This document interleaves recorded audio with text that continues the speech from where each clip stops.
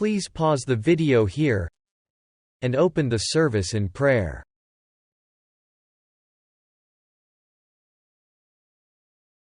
For the sermonette, we will listen to a Tomorrow's World telecast. Entitled, What Happens When Nations Forget God? By Mr. Gerald Weston. Western culture is changing radically and rapidly. Collective belief in the God of the Bible is clearly waning, as shown in numerous surveys. Don Feder, in a March 29, 2022 Washington Times opinion piece, wrote, "The study by the prestigious American Enterprise Institute, titled Generation Z and the Future of Faith in America, which was released on March the 24th, shows a steady erosion of religious affiliation and the corresponding rise of atheism and agnosticism. Some may question whether this trend is harmful to our modern nations, but Feder warned, this just published survey of the decline of religion in America should set off alarm bells in our heads. The growth of secularism is one more cause for anxiety about the future of our republic." What happens when nations forget God? I'll explore that question on today's Tomorrow's World program, and I'll also be offering you an absolutely free resource, Acts of God, Why Natural Disasters. There have always been what we call natural disasters, but it seems that in the last few years we have experienced more than normal. The western United States has been in what is called exceptional drought for several years. The town of Lytton, British Columbia in Canada saw an unbelievably high temperature of 49.6 degrees Celsius. That's 121.3 degrees Fahrenheit in June of 2021. And that's in Canada. And Australia has suffered through alternating droughts and floods for several years. Is this all a matter of coincidence, or is there more to it? Is God perhaps trying to get our attention? Acts of God, Why Natural Disasters brings clarity to this question, and it can be yours free of charge.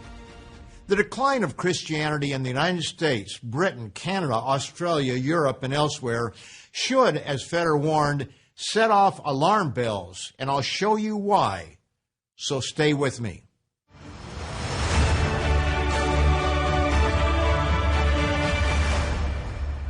A warm welcome to all of you from Tomorrow's World, where today I'm discussing what happens when nations forget God. That our Western nations have become less religious and more secular is without doubt. As Don Feder pointed out in the Washington Times, Generation Z, those born between 1997 and 2012, is the least religious in our history. And it's not only the United States. The United Kingdom has been on a long slide away from God for decades.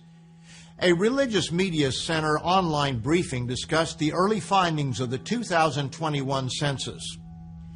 In the UK, the panelists expected that the results of the 2021 census, which are due to be published in the spring, would show significant changes. Those significant changes include a decline in religious interest. But panelists pointed out that the decline is not even across the board. According to Bishop Mike Royal, in many communities, he said, religion was more important than ever. 60% of people in church in London on any given Sunday were black. There was a huge explosion of black-majority, black-led churches, and the Nigerian-led Redeemed Christian Church of God was the fastest-growing denomination in the UK. According to this same source, the census is expected to show the following changes over the last decade. In 2011, the census showed 59% said they were Christian, 25% no religion, and 5% Muslim. But in 2021, it is widely expected that the number identifying as Christian may dip below 50%, and the number ticking the non-religious box will rise.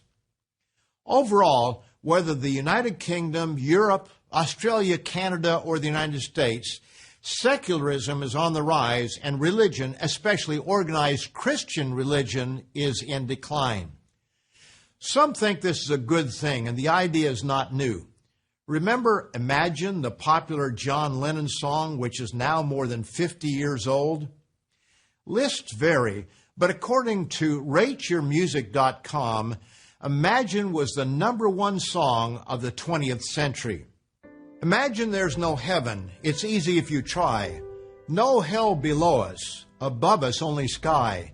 Imagine all the people living for today. Well, we hardly have to imagine anymore, as each generation seems to outdo the last when it comes to casting off belief in God and living only for today. Imagine there's no countries.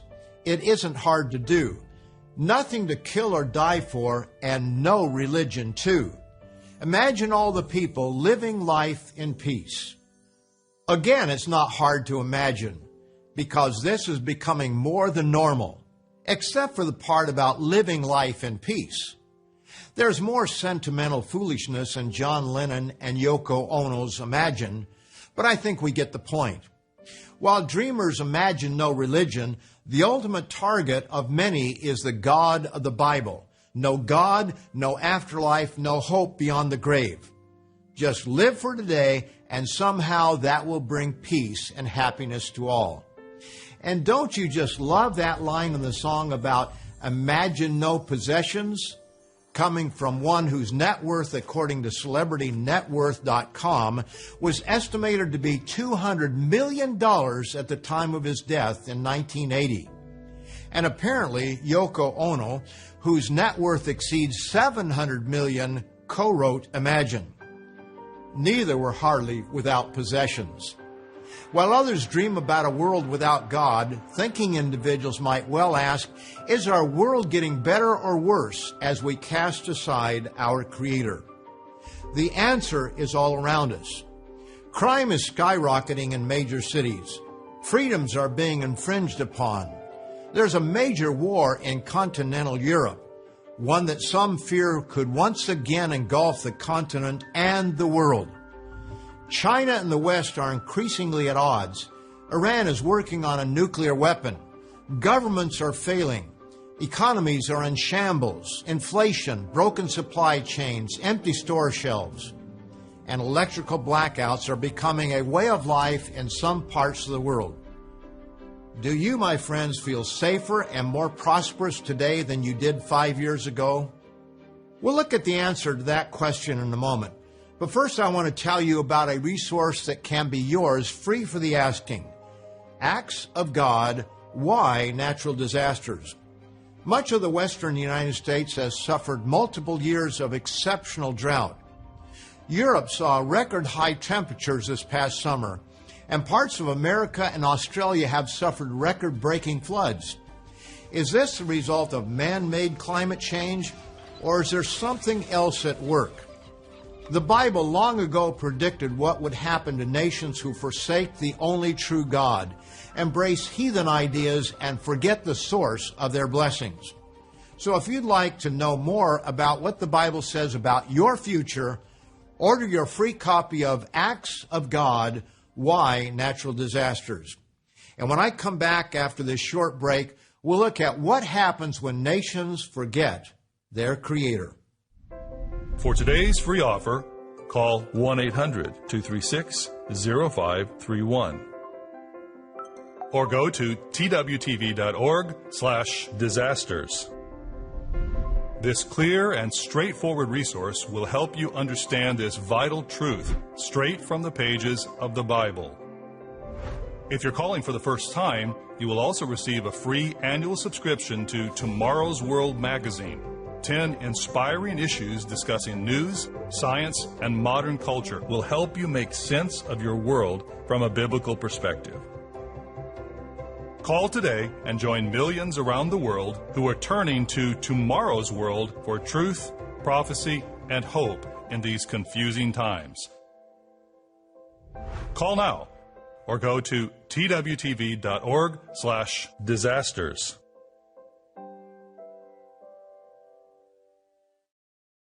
Today we're exploring the question of what happens when nations forget and reject their Creator.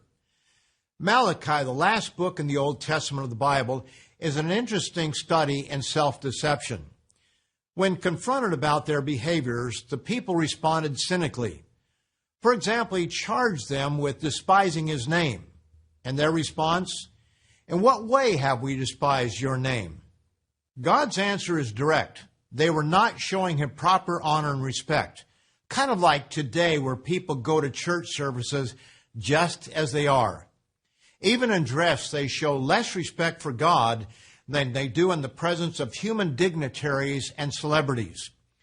Just as in Malachi's day, people today worship God half-heartedly. God also indicted them for covering his altar with tears and sorrow. But they responded, "For what reason?" God's answer, "Because the Lord has been witness between you and the wife of your youth, with whom you have dealt treacherously. For the Lord God of Israel says that he hates divorce." God commanded them to return to him, but they responded, "In what way shall we return?" His answer came with a simple question and an explanation. "Will a man rob God? Yet you have robbed me.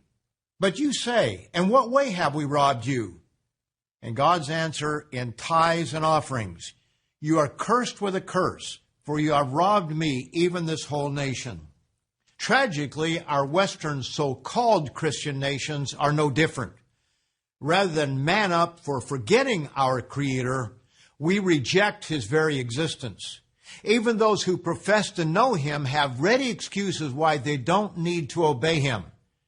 As it was in Jesus' day, so it is today. "But why do you call me Lord, Lord, and do not do the things which I say?" That's from Luke, the 6th chapter, and verse 46. Let's forget the excuses and take a hard look at our Western nations. We can start with the indictment God gave through Malachi, treachery against one's married partner. The state of marriage today is disgraceful. Whether it's the United States, Canada, the United Kingdom, or other British-descended nations, the overall picture of marriage is one of betrayal. According to Finances Online, the 3 leading causes of divorce in the United States are lack of commitment, 75%, infidelity or extramarital affairs, 59.6%, too much conflict or arguing, 57.5%. The following behaviors also play into the demise of marriages. Almost 50% of couples with one alcoholic partner end up divorcing. Couples who have been living together prior to marriage face a 40% increase in the likelihood of divorce. And 56% of couples cited addiction to pornography as a contributor to divorce. What is the common denominator in all these causes for failure? The violation of God's laws. And what's the effect? Pain, heartache, and confused and hurting children. The American and British descended peoples have come to prominence in the last 2 centuries. There's far more to this story than most realize. But here's the point. Consider where we were 150 years ago and where we are today. Our nations have come to enjoy unparalleled prosperity. We once were nations that professed belief in God, the God of the Bible. Not that we were ever truly righteous nations, but we at least had a consciousness of God. Whatever our relationship was before with him, it has fallen dramatically. In this light, is not the warning God gave ancient Israel appropriate for the American and British descended peoples? When you have eaten and are full, beware that you do not forget the Lord your God by not keeping his commandments, his judgments, and his statutes which I command you today. Lest when you have eaten and are full, and have built beautiful houses and dwell in them, and when your herds and your flocks multiply, and your silver and your gold are multiplied, and all that you have is multiplied, when your heart is lifted up, and you forget the Lord your God who brought you out of the land of Egypt from the house of bondage. God has much more to say about those who forget him. And in the next portion of the program, we'll see why God will use unprecedented natural disasters to gain our attention. And that's why we're offering you our free resource, Acts of God, Why natural disasters? God sometimes uses weather, volcanoes, and other natural means to humble us and bring us back to reality. This resource mentions past disasters such as the Noachian flood, the destruction of Sodom and Gomorrah, and other plagues and famines to deal with rebellious mankind. Acts of God, Why Natural Disasters, also shows what the Bible says about our future, and it can be yours free for the asking. So pick up the phone and call the number on your screen, or go to twtv.org/disasters. And when I come back in 15 seconds, I'll show you why God will use unprecedented natural disasters to gain our attention because we have forgotten Him. This clear and straightforward resource will help you understand this vital truth straight from the pages of the Bible. Call now or go to twtv.org/disasters. On today's Tomorrow's World program, I'm showing you what the Bible reveals about the future for those who forget their God. America, Britain, Canada, Australia, and New Zealand were once considered Christian nations. Not that they ever truly followed the God of the Bible, but there was at least a token effort on the part of most, and there were, and still are, many very sincere people, even if deceived, who strive to live in harmony with God. But our world has changed dramatically in the last several years. What a sad state of affairs when a nominee to the United States Supreme Court could not answer a simple question during her confirmation hearing. Here's the short exchange between Senator Blackburn and Judge Ketanji Brown Jackson.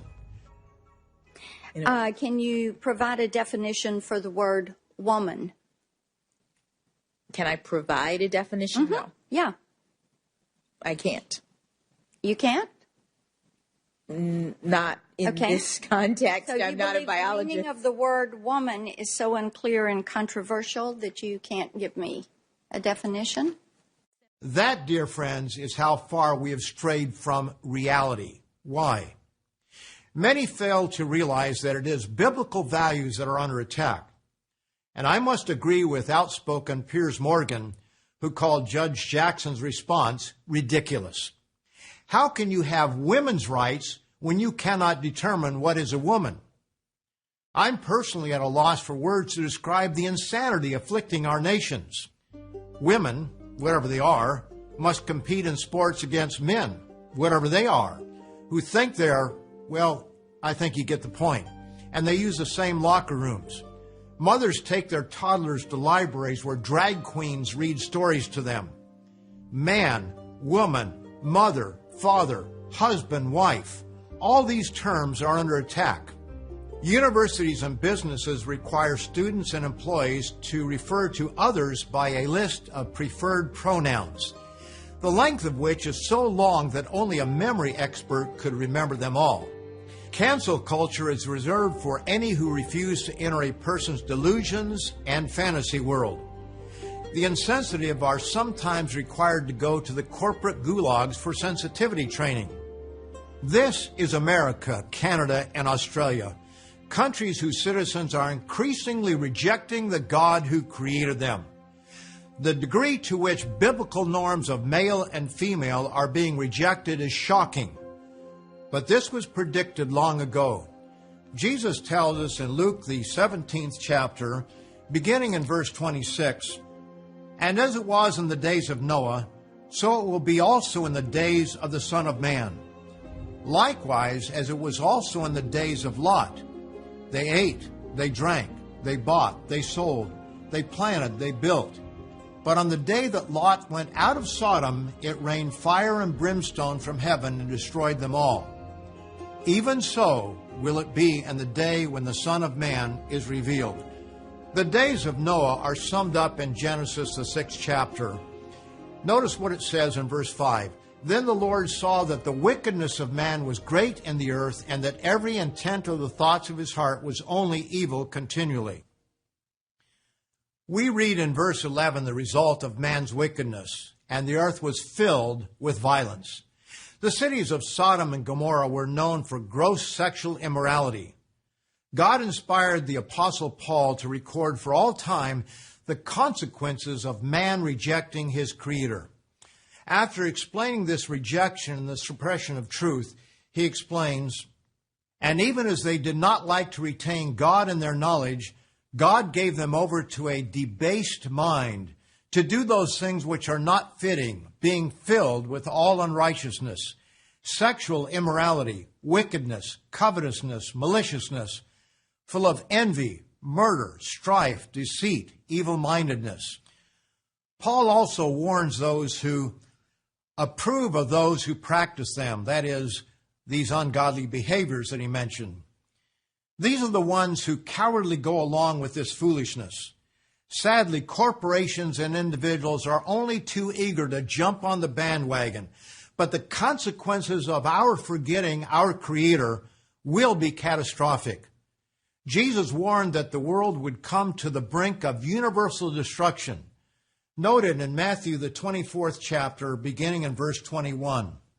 "For then there will be great tribulation, such as has not been since the beginning of the world until this time, no, nor ever shall be.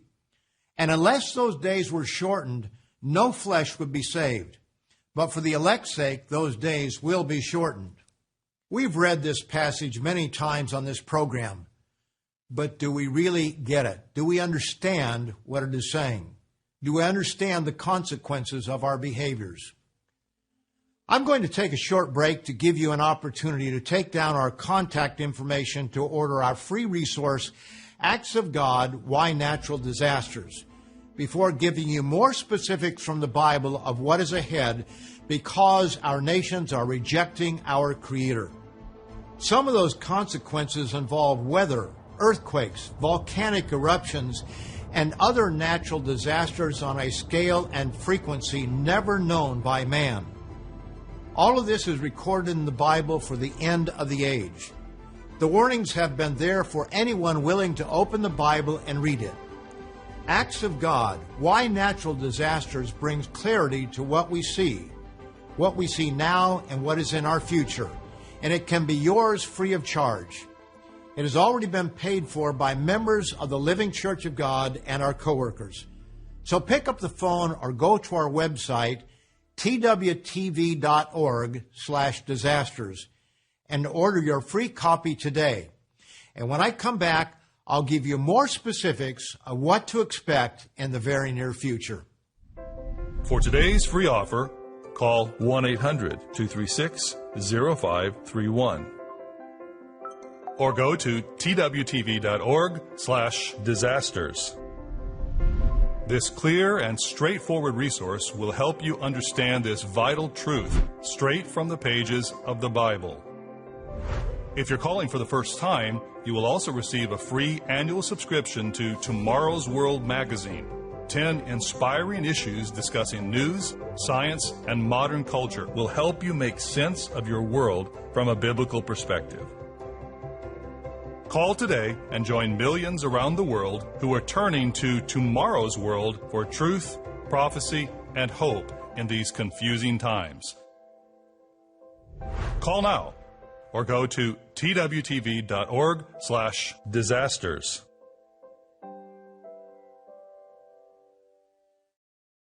What happens when people forget God and reject His commands? I've touched on this question in the previous portions of this program, but let's look at more specifics as recorded in the Bible.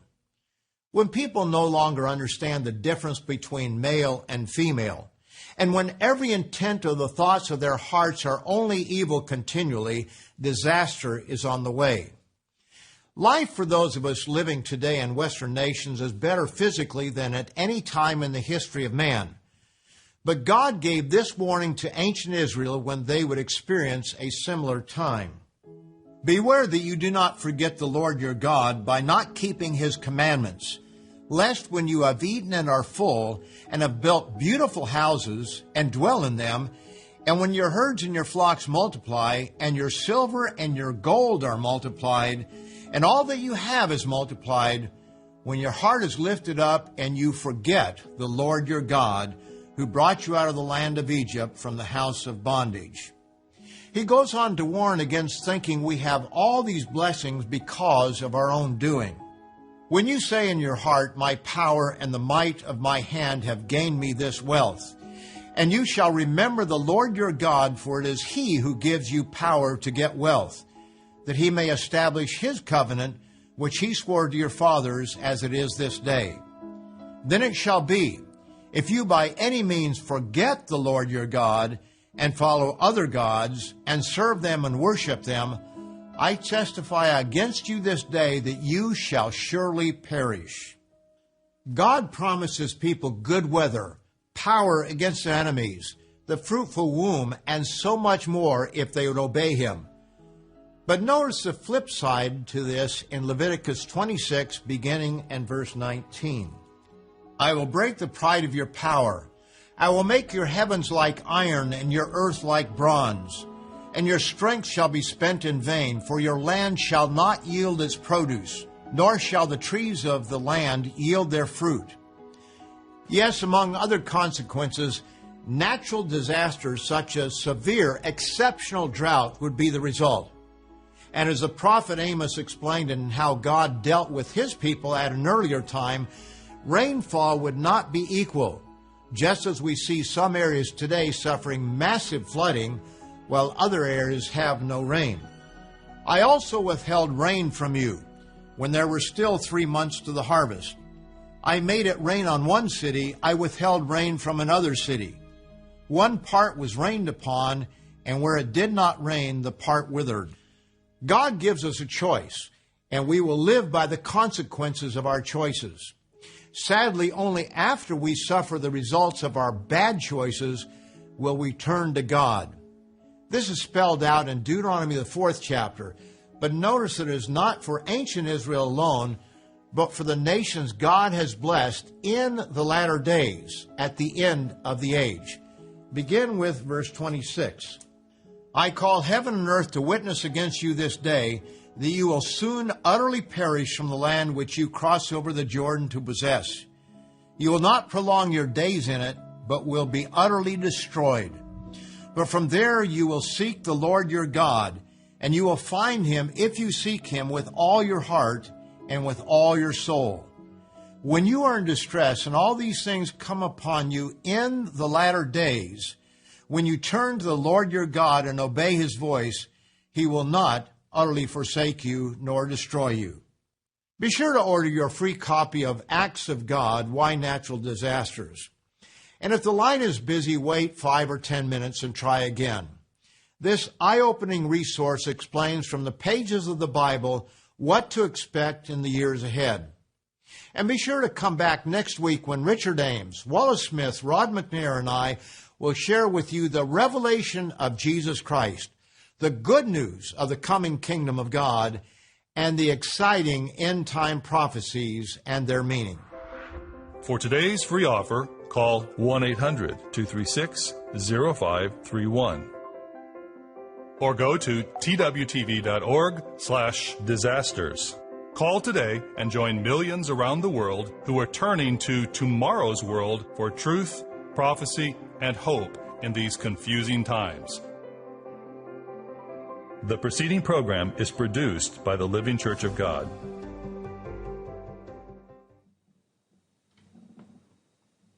Let us proceed, brethren, with our singing.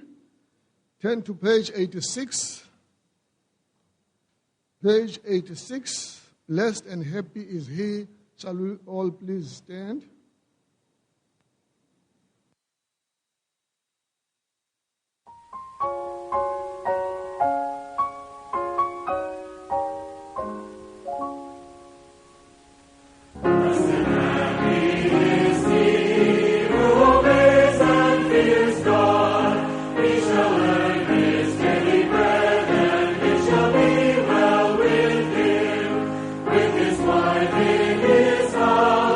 As a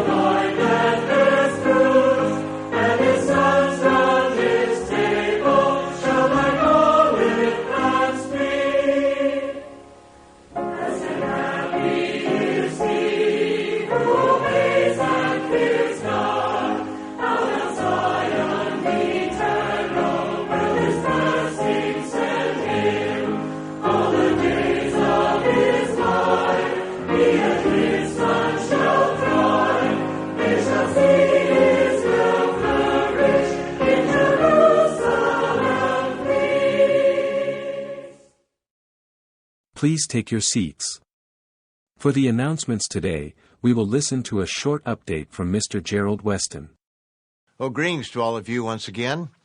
I'll begin with some good news from Canada. One of our agents informed us that CHNU, which is a station in British Columbia, also known as Joy TV, is offering us free slots for a short period of time. It'll only be a limited period of time. Apparently they have some available, but that will give us 12 additional airings per week for however long this is going to be. So we're very thankful for that. Always good to have a few freebies out there.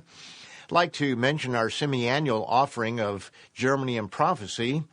As of this week, we've had 37,800 plus worldwide requests for this piece of literature, this new literature, Germany and Prophecy. The overall response, around 7%. That's a little lower than some that we've had, but we have many more subscribers that have come aboard, and that's not unanticipated. We would expect that to be the case. Many of them coming aboard as a result of advertisements as opposed to the television program. We're very happy with that. It's a very good response overall, and very thankful for it. Our current views on YouTube for January, and this goes back a couple days, but the current number of views for January so far on YouTube have been 838,000 plus. Now, the previous record for monthly views was April 2019, where we had 780,000. So we've already surpassed that by 58,000, and we still have a good share of the month to go. So we really had an outstanding month so far. The year is getting off to a very good start here for YouTube views. And overall, we've had 26.9 million views since we started the channel. Mr. Peter Nathan reports that Mr. Simon Muthama is visiting brethren and go-tos in Uganda this week. And we encourage all of you to remember all of our ministers who travel extensively to do the work. I know, having worked up north, that sometimes your travel can be rather treacherous, not only living in Canada, but also Michigan for 9 years. You have snow and ice and all kinds of bitter winter cold conditions. And then we have people in Africa who are traveling through areas that might not always be safe and on roads that are less than ideal. So please remember Mr. Muthama and all of our ministers around the world in their travels to serve all of God's people in this work. I'd like to mention a little bit about summer camp this year. Mr. Ryan Dawson came in from Florida to spend some time with me. I've appointed him as the program director this year. We have a number of slots that are open, major areas of management. We wanted to spread that out a little bit. Mr. Jonathan Bueno is going to be over logistics, and Mr. Chet Carpenter is going to be over the kitchen and dining hall area this year. We've had several individuals who will not be there this year. For example, Mr. Jonathan McNair volunteered to step aside, realizing that we need to bring some of these younger men along and give them responsibilities that they probably would not have if he were there. And also Mr. Rod McNair is stepping aside. He was over logistics last year, and now Mr. Jonathan Bueno will be handling that. And we have about 10 or 11 ministers coming this year, most of them on the young side, in fact, almost all of them on the young side, because we want to pass along the values that we have developed over the years, values that a number of us learned in worldwide, but we have refined them. We have really improved on many of those things that we learned from the past. We want to learn from the past. We want to move forward. And frankly, camp got off track for several years here. And so we want to get it back on track, and we've made some good progress, but we need to have people who understand what we're trying to accomplish and are really on board with the program. That's the plan this year. I want to bring in as many young men as we can, because I know that I'm not going to be doing this forever. At least this year I'll be the director of the camp once again, and possibly next year. We'll take it 1 year at a time, but this is going to be handed off at some point in time, and we want young men who really understand the values. It's not just a good time for young people, but we want to pass on really good values for our young people so that they can negotiate that time in life and grow up to be good citizens and certainly strong church members and have strong families. So that's what we're trying to do. So Mr. Dawson was in, and I handed off a number of things that I've done in the past. We'll be talking with other men to help them to see what needs to be done in other areas of the camp program. That's the news for now. We have more in the World Ahead update, of course, but that's the news for the week ending January the 21st, 2023, and I hope all of you have a wonderful Sabbath.